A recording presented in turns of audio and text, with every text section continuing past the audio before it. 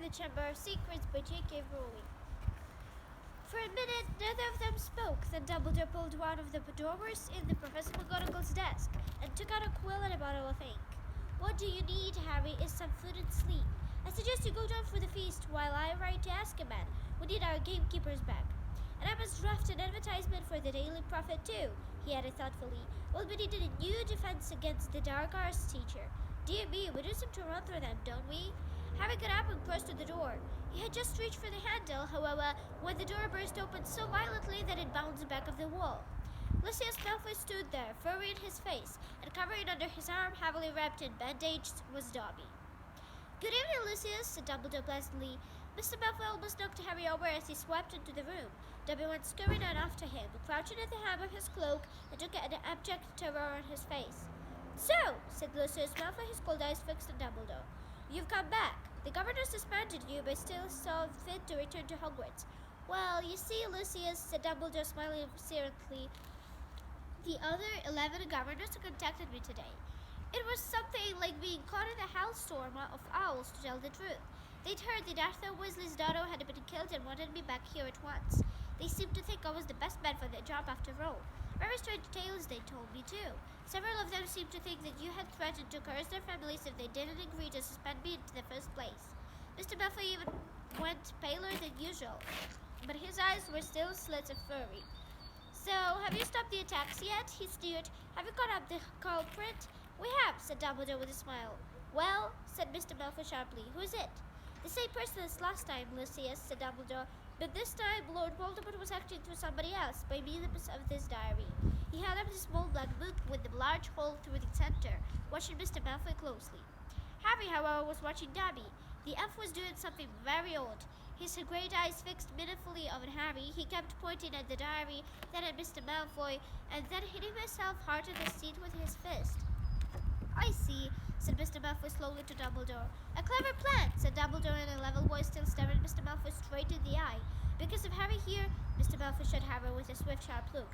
And his friend Ron having discovered this book, why, Ginny Weasley might have been taking all the blame. No one would ever have been able to prove she hasn't acted of her own free will. Mr. Malfoy said nothing. His face was suddenly mask-like. And imagine, Dumbledore went on, what might have happened to them? The Weasleys are one of our most prominent pure-blood families. Imagine the effect on Arthur Weasley and his Muggle Protection Act if his own daughter was discovered attacking and killing Muggleborns. Very fortunate the diary was discovered, and Riddle's memory swiped from it. Who knows what the consequence might have been otherwise? Mr. Malfoy forced himself to speak. Very fortunate, he said stiffly. And still in, behind his back, Dobby was pointing first to the diary, then to Lucius Malfoy, then punching himself in the head. And Harry suddenly understood. He nodded to Dobby, and Dobby backed into a corner, now twisting his ears in punishment. Don't you want to know how Ginny got out of the diary, Mr. Malfoy? Said Harry. Lucius Malfoy ran at him. How should I know how the stupid little girl got hold of it? He said. Because you gave it to her, said Harry. In flourish and blots. You picked up her old transfiguration book and slipped the diary inside it, didn't you?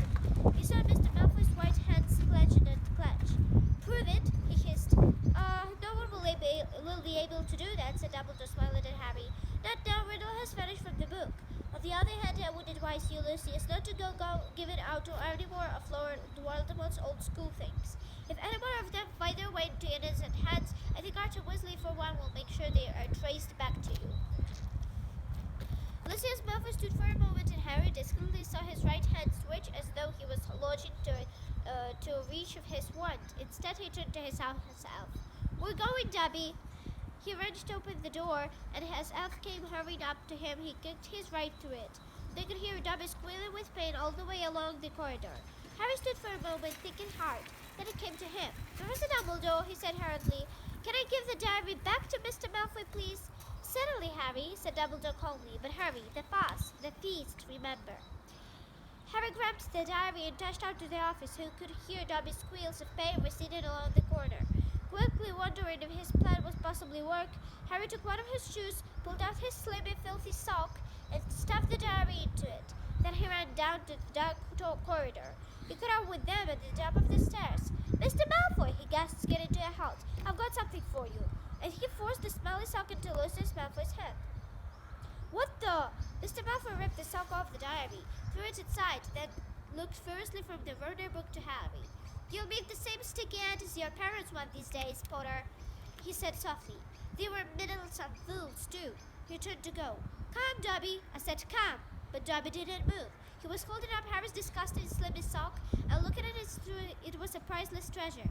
"Master has given Dobby a sock," said the elf in wonderment. "Master gave it to Dobby." "What's that?" spat Mr. Malfoy. "What did you say?" "Dobby has got a sock," said Dobby in disbelief. "Master threw it, and Dobby caught it, and Dobby is free." Lucius Malfoy stood frozen, staring at the elf. Then he lunged at Harry. "You lost me my servant, boy!" The Dobby shouted. "You shall not harm Harry Potter!" There was a loud bang, and Mr. Malfoy was thrown backwards. He crashed down the stairs, 3 at a time, landed in a crumpled heap of the landing below. He got up, his face livid, and pulled out his wand, but Dobby raised a long, threatening finger. "You shall go now," he said furiously, pointing down at Mr. Malfoy. "You shall not touch Harry Potter. You shall go now." Lucius Malfoy had no choice. With last increased stare at the pair of them, he swung his cloak around him and hurried out of sight. "Harry Potter freed Dobby," said the elf, shrilly gazing up at Harry, and moonlight from the nearest window reflected his orb-like eyes. "Harry Potter set Dobby free." "Least I could do, Dobby," said Harry, grinning. "Just promise never to try and save my life again." The elf's ugly brown face slipped on suddenly into a white, toothy smile. "I just got one question, Dobby," said Harry as Dobby pulled down Harry's sock with shaking hands. "You told me all this had nothing to do with he who must not be named, remember?" "Well, it was a clue, sir," said Dobby, his eyes widened as though he was obvious. "Dobby was giving you a clue. The Dark Lord, before he changed his name, could be freely named, you see?" "Right," said Harry meekly. "Well, I'd better go. There's a feast, and my friend Hermione should be awake by now." Dobby threw his arms around Harry's middle and hugged him. "Harry Potter is greater by far than Dobby knew," he sobbed. "Farewell, Harry Potter." And with a final loud crack, Dobby disappeared. Harry had been to several Hogwarts feasts, but never one of quite like this. Everybody was in their pajamas, and the celebration lasted all night. Harry didn't know whether the best word was Hermione running towards him screaming, "You solved it! You solved it!" or Justin hurried over from the Hufflepuff table to wring his arm and apologize endlessly for suspecting him, or Hagrid turning up at 3:30, cuffing Harry and Ron so hard on the shoulders once they were knocked into their plates of trifle, or his and Ron's 400 points securing Gryffindor the House Cup for the second year running, or Professor McGonagall standing up to tell them that all the exams had been cancelled and a school treat. "Oh no," said Hermione. Or Dumbledore announcing that unfortunately Professor Lockhart would be unable to return next year owing to the fact that he needed to go away and set his memory back. Quite a few of the teachers joined in the cheering that greeted his news. "Shame," said Ron, helping himself to a jam donut. "He was starting to grow on me." The rest of the summer term replaced a haze of blazing sunshine. Hogwarts was back to normal, with only a few small differences. Defense against the dark arts classes were cancelled, but we've had plenty of practice at that anyway, Ron told the discolored Hermione. And Lucius Malfoy had been sacked school governor. Draco was no longer strutting around the school as though he owned the place. On the contrary, he looked resentful and sulky.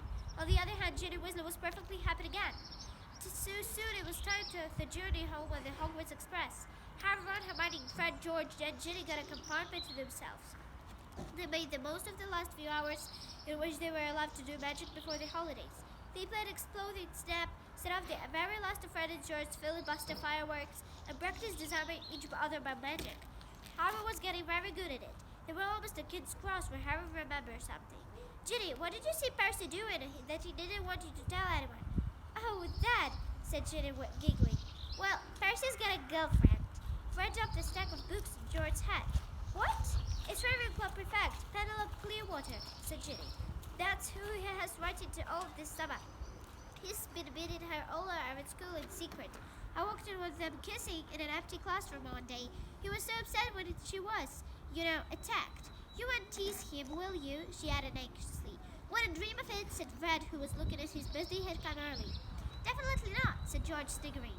The Hogwarts Express slowed and finally stopped. Harry pulled out his quill and a bit of parchment and turned to Ron and Hermione. "This is called the telephone number," he told Ron, screwing it twice, tearing the parchment in two and handed it to them. "I told your dad how to use the telephone last summer. He'll know. Call me at the Drumsleys, okay? I can't stand it another 2 months with only Dudley to talk to. Your aunt and uncle will be proud, though, won't they? Said Hermione as they got off the train and joined the crowd towards the enchanted barrier. What they heard that you did this year. Proud? Are you mad? All those times who could have died and I didn't manage it? They'll be furious, said Harry. And together they walked back through the gateway to the Muggle world. So I finished the second book of Harry Potter and the Chamber of Secrets by J.K. Rowling.